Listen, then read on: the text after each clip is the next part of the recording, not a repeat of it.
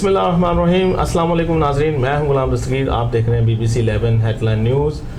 आज की खास खबरों को डिस्कस करने के लिए मेरे साथ मौजूद हैं सीनियर सहाफ़ी और तज़कियाकार सरदार अमीन खान जुतोई।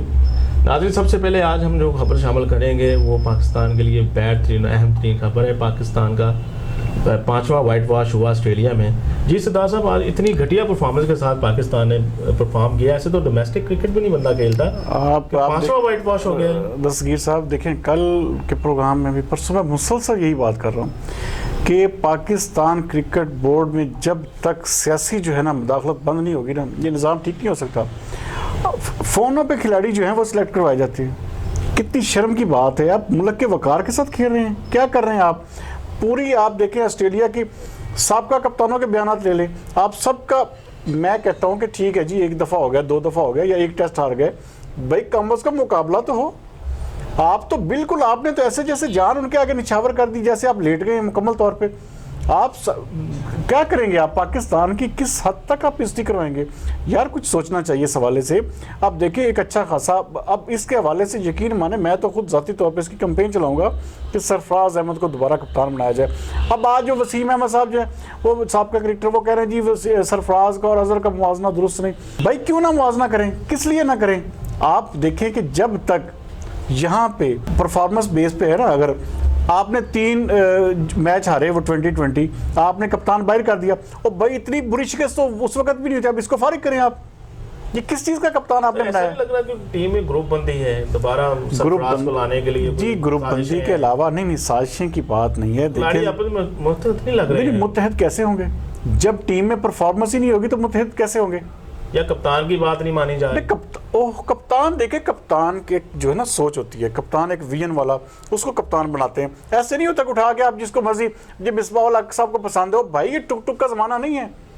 यहाँ पे तो आपने बेड़ा गर्क कर दिया मुल्क का। अटैकिंग क्रिकेट खेलना पड़ती है। देखें, जारहाना क्रिकेट जब तक नहीं खेलेंगे तब तक आप कामयाब नहीं हो सकते। आप ऑस्ट्रेलिया में, आप इसका मतलब है पिकनिक मनाने गए हैं, सिवाय एक बाबर आजम के कोई खिलाड़ी वहां पे चल नहीं सका। आपका कोई बॉलर नहीं चल सका। आज देखें यासिर शाह ने सेंचुरी की, वो बॉलर है, वो उसका क्या काम है कि वो अपना बैटिंग करे?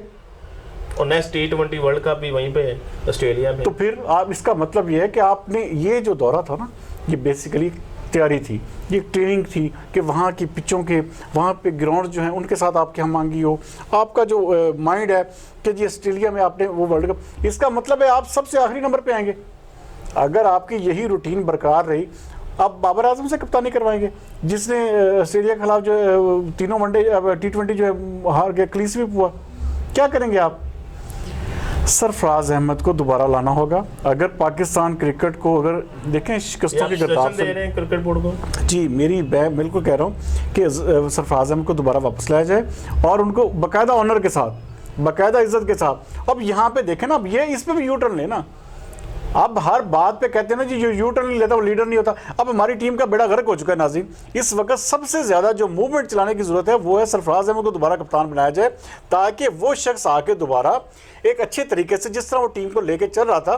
देखें 1-2 सीरीज़ का बैड इम्पैक्ट जो है ना, अब ये अजहर अली ज़िंदगी में आप लिख लेंगे कभी अच्छा कप्तान नहीं बन सकता, कभी भी टीम को वो उस लेवल पर खड़ा नहीं कर सकता। देखिए टीम को बिठा दिया उसने। अगर सरफराज अहमद बीच में मैच, ये नहीं कि उसने हारे नहीं, वो हारता था तो अपनी टीम को उठा लेता था। पाकिस्तान वैसे भी इतनी कमजोर टीम तो नहीं है कि 2-2 वाइट वॉश हो जाए। देखें और 2-2 फॉलो यूटिलाइजेशन खिलाड़ियों की, जी ये देखें ना, वो यूटिलाइजेशन खिलाड़ियों के ऊपर बेजा, जिसे कहते हैं कि खाम में आप किसी खिलाड़ी को नए को टीम में डालते हैं, आपको इस्तेमाल ही नहीं करना आएगा तो खिलाड़ी क्या करेगा? कप्तान ने इस्तेमाल करना, कप्तान की हिकमत अमली होती है। वो सारी की सारी हिकमत अमली जो बिल्कुल, जिसने टीम का बेड़ा ही गर्क कर दिया। मैं ज़ाती तौर पर कहूँगा कि फिल फॉर पाकिस्तान क्रिकेट बोर्ड को चाहिए कि अजहर अली को बरतरफ करे और बाबर आजम को हटा के तमाम फॉर्मेट के लिए फिल वक्त साल 2 साल बाबर आजम की ग्रूमिंग की जाए और सरफराज अहमद को दोबारा कप्तान बनाया जाए।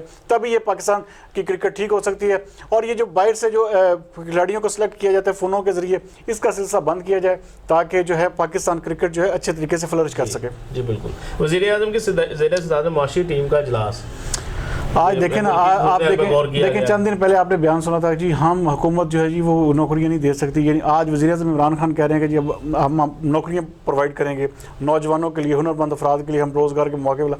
तो देखें हुकूमत की समझ जो है वाज़ेह होनी चाहिए, जिस तरह वज़ीर-ए-आज़म इमरान खान ने आज कहा है।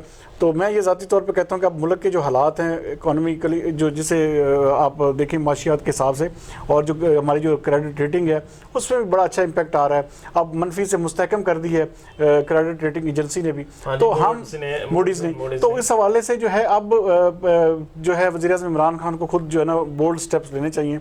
हमारे मुल्क में गुर्बत बहुत ज़्यादा है, बेरोज़गारी का बिल्कुल असदा है, इस वक्त पूरे के पूरे सिस्टम को निगल रहा है, और ये अगर नौजवानों को नौकरियां नहीं दी जाएंगी तो यकीन माने ये हुकूमत नहीं चल सकेगी। पाकिस्तान का नौजवान नौकरी मांग रहा है। देखिए यहाँ पे यूथ को जो है ना, इमरान खान साहब जब आए थे तो उन्होंने कहा था कि मैं यूथ को नौकरियाँ प्रोवाइड करूँगा, मैं यूथ के लिए 1 करोड़ नौकरियाँ जो है वो पैदा करूँगा। अब इमरान खान साहब को वो करोड़ नौकरियाँ पैदा करनी पड़ेंगी, वरना अगला इलेक्शन जो है वो इमरान खान साहब के लिए एक भयानक ख्वाब साबित होगा। क्योंकि ये देखें, आप ये साल 2 साल 3 साल भी गुजार लेंगे, लेकिन जब आप अपने वादों पे अमलदारी नहीं करेंगे, जब तक आप रोज़गार नहीं देंगे नौजवानों को, यकीन माने अगला जो इलेक्शन है आप बिल्कुल बुरे तरीके से लूज़ कर जाएंगे और आपकी सियासत पे बहुत बुरा असर पड़ेगा। नौकरी और घर वाला तो सिनेरियो चेंज कर दिया उन्होंने। घर का आप स्ट्रक्चर देखें कि उनको देना है घर जो 20 से 30,000 महीने में कमाते हो, और दूसरा 64,000 उसकी किस्त रख दी है। कैसा? तो देखिए ना, ये पॉलिसी जो बनाने वाले हैं ना उनके लिए बात से शर्म बात है कि आप पॉलिसी कैसी बना रहे हैं, कैसे इसमें 25-30 हज़ार नौकरी वाला जो है वो 60-70 हज़ार रुपये की वो जो किस्त है वो कैसे दे सकेगा? तो ये सब पता क्या, ये यही चीज़ होती है ना कि जब आपकी पॉलिसी साथ आप देख लेना, जो पिछले नोटिफिकेशन का जो चीफ ऑफ आर्मी स्टाफ का जिस तरह हाल हुआ है नोटिफिकेशन जारी करने के हवाले से, तो बाकायदा उस पोस्ट को सियासी कर दिया गया, बाकायदा जिसे कहते हैं कि बहुत, मैं कहता हूँ ज़ाती तौर पे मुझे बतौर पाकिस्तानी शदीद दुख है कि जो हमारा एक प्राइम इदारा, जो हमारी एक प्राइम पोस्ट है इस मुल्क की, जिसे कहते हैं कि बाइज्जत और बावकार, उसको इस हुकूमत ने क्रिटिसाइज किया। चाहिए कि कुछ अमूर पर वो सीरियसली एक्शन ले। जी बिल्कुल, देखें सबसे चीज़ है कि पॉलिसी बनाने वाले जो है ना वो मैटर करते होते हैं। इमरान खान साहब के पास अगर पॉलिसी अगर विजन नहीं था तो ये कम से कम अवाम को इस तरह देखें ना, पता क्या बात है, अवाम फिर इन दी एंड क्या सोचेगी कि हमारे साथ ये ज्यादती हो रही है, हमारे ऊपर वो हुक्मरान जो है वो जाली हुक्मरान मुलव्वस है, जिस तरह अपोजिशन कहती है। तो इमरान खान साहब को डिलीवर करना पड़ेगा। हर चीज़ से हट के देखें, लोगों ने चेहरा नहीं देखना, लोगों ने खूबसूरती नहीं देखनी, लोगों ने रोटी खानी है, लोगों को रोज़गार के लाले पड़े हुए हैं, लोगों को 2 वक्त खाने की रोटी मैसर नहीं, महंगाई का असदा जो हमारे मुल्क में, आप ये देखेंगे ये हुकूमत चलाना मुश्किल हो जाएगा अगले 1 साल में अगर हालात ऐसे ही रहे। अगर 6 महीने देखें, हम कब तक बेहतरी की उम्मीद लगा के बैठे रहेंगे कि जी 2 महीने में हालात ठीक हो जाएंगे? ऐसा नहीं होगा। पाकिस्तान में जो स्टॉक एक्सचेंज में तो थोड़ी सी तेज़ी आई है, उससे क्या इम्पैक्ट पड़ेंगे? जी स्टॉक एक्सचेंज का देखें ना, जो एक गांव में देहात में रहने वाला बंदा है उसको स्टॉक एक्सचेंज से कोई फ़र्क नहीं पड़ता, उससे उसको उसका कोई ताल्लुक नहीं है। आप मतवसत तबके के बंदे का भी ले लो, उसका भी स्टॉक एक्सचेंज से कोई ताल्लुक नहीं है। ये इंटरनेशनली दिखाने के लिए होती है कि जी इंटरनेशनल लेवल पर लोग देखते हैं कि जी पाकिस्तान की जो स्टॉक एक्सचेंज है बड़ी अच्छे तरीके से फ्लरिश कर रही है, बड़ा अच्छा काम कर रही है, तो आम जो आवाम है ना उसको इससे कोई फ़र्क नहीं पड़ता।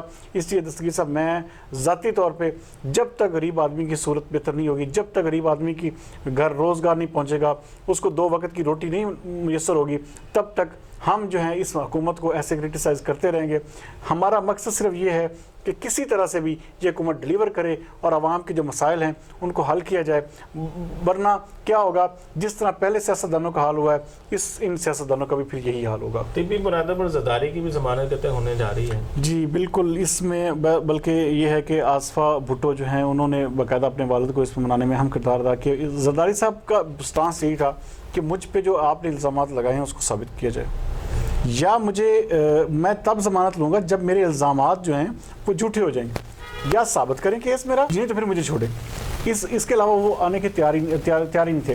तो उन्होंने नवाज शरीफ की मिसाल को सामने रखते हुए अब उन्होंने कहा कि क्योंकि उनकी हालत वाकई बीमार हैं, वो हालत भी उनकी ख़राब है, तो उन्होंने फिर जो है इस घर सीधा भी है जी वो बेटी ने एक किस्म का ना, वो आप देखिए ना वालिदैन जो होते हैं वो अब आसिफ ज़रदारी साहब बूढ़े एक हो चुके हैं, तो अब उनकी बेटी ने जो है इस हवाले से घर में ही उनको मनाया कि भाई किसी तरीके से भाई किस्म ख़ानदान के लोगों ने जाकर ज़रदारी साहब की मिन्नत तरले किए कि अब इसको आप दिल पे ना लें, अब इसको जो है आप ज़मानत ले, कम अज़ कम आपका इलाज हो सके। हाँ जी, प्रॉपर बिल्कुल। इस हवाले हवाले से वही जिस तरह मियां नवाज शरीफ के साथ हुआ, ऐसे ही अब आसिफ जरदारी साहब को जो है बेल मिल जाएगी। स्पीकर कौमी असम्बली और चेयरमैन सेनेट की भी अहम बैठक आज हुई है जी, वो इलेक्शन कमीशन की फार्मूलेशन के हवाले से है, उनके चीफ इलेक्शन कमीशन के हवाले से कर रही जी बिल्कुल। इसी हवाले से जो है भी अपोजिशन, आप देखें ना, अब राना तनवीर को उन्होंने पब्लिक अकाउंट्स कमेटी का चेयरमैन बना दिया है, मुस्लिम लीग नून ने शहबाज शरीफ जो है विड्रॉ कर लिया उन्होंने अपना। तो ये बहुत सारी चीज़ें थी। अब जो अगला जो मामला आने वाला है वो इस वक्त मेन है चीफ इलेक्शन कमिश्नर का, उसकी तकर्री जो है वो सर पे है। तो उस सिलसिले में ये अहम तरीन मुलाकात है और उम्मीद है कि इंशाल्लाह ताला अगले 2, 3, 4 दिन में 6 तारीख से पहले चीफ इलेक्शन कमिश्नर के नाम पे कंप्रोमाइज़ हो जाएगा। और इसमें जिसे कहते हैं हुकूमत के, अब देखें ना, जैसे आज वो एक कमेटी बनी है कि जो इसमें जो कानून बनेगा चीफ ऑफ आर्मी स्टाफ के हवाले से, अब परवेज़ खट्टक हैं, शाह महमूद कुरैशी हैं, तो इस तरह के जो है ना जैसे पोलाइट बंदे उनको ही आगे आना चाहिए ताकि अपोजिशन से निगोसिएशंस करें और अपोजिशन के साथ मिल बैठ के जो है कोई नाम फाइनल किया जाए, ताकि ये जो इलेक्शन कमीशन का जो किस्म का इदारा है ये बिल्कुल गैर फाल ना हो जाए। पर जहाँ पे बड़ी सियासी तब्दीलियाँ आ रही हैं, उनको वज़ीर इत्तलाअ बना दिया गया वज़ीर जी। देखें अब देखें तबादलों के बाद अब धड़ाधड़ तबादले हो रहे हैं और धड़ाधड़ अब देखें ये नीचे तक जाएगा। अभी आप अगले 5, 7, 10 दिन ये अब आफ्टर शॉक्स जारी रहेंगे। और ये जो फयाजुल हसन चौहान साहब हैं, आप अपनी ज़बान की वजह से वो बड़े मशहूर हैं। अब देखें उन्होंने एक बयान तेज़ी की वजह जी बिल्कुल, अपनी ज़बान की तेज़ी जो है उनकी, वो जिसे कहते हैं ना कि एक मुकम्मल तौर पे इमरान खान की वो सोच पे फिट आते हैं, इसलिए इमरान खान साहब ने कहा कि दोबारा इनको जो है ना मौका दिया जाए और अपोजिशन की जो सही, वो जिसे कहते हैं उनकी नज़रों में वो सही परेड और सही क्लास लेते हैं, तो इसीलिए फयाजुल हसन चौहान को दोबारा लाया गया ताकि अपोजिशन को एक जो है ना बड़े काउंटर फायर्स के लिए लाया गया है। जी काउंटर फायरिंग नहीं, उनकी असल में पता क्या है, कोई भी इंसान है ना, आप देखें कि वज़ीर इत्तलाअ जो होता है ना, उसको क्रिटिसाइज़ की, तनकीद की कोई परवाह नहीं होती। उसने सिर्फ और सिर्फ अपनी जमात को जो है प्रोटेक्ट करना होता है, अगले बंदे की जो है ना, वो आप पंजाबी में कहते हैं कि उसकी माँ बहन करनी होती है। तो ये चीज़ें जो हैं वो अब फयाजुल हसन चौहान साहब जो है दोबारा हुकूमत को उसी तरह फायर वर्क्स करेंगे और आगे से जो है वो अपना क्या कहते हैं कि अपोजिशन वाले जो वैसे ही उनसे खफा रहते हैं उनकी ज़बान की वजह से, अब मज़ीद खफा होंगे। तो कॉलोनीज़ के साथ साथ उनको जो है पोर्टफोलियो जो है मज़ीद उसकी मंजूरी दे दी गई। तलबा यूनियन पर कभी कोई बंदी नहीं लगाई जा सकती, हमारे वज़ीर वफाकी वज़ीर। जी बिल्कुल। अब देखें ना, अब ये सबसे बड़ी चीज़ ये है कि जो तलबा यूनियंस है ना, वहीं से लीडर्स निकलते हैं, वहीं से सारा, आप देखें जितने बड़े बड़े लीडर्स आए हैं ना, वो तलबा की सियासत से निकले हैं। अब हमारे मुल्क में तलबा यूनियंस पर पाबंदी लगा दी गई, तो ये बिल्कुल नामुनासिब बात। लेकिन जो दूसरी तरफ आप ये देखें, पिछले दिनों में ये जो अपना सुर्ख इनकलाब और ये सुर्ख ये चीज़ें भी गलत हैं।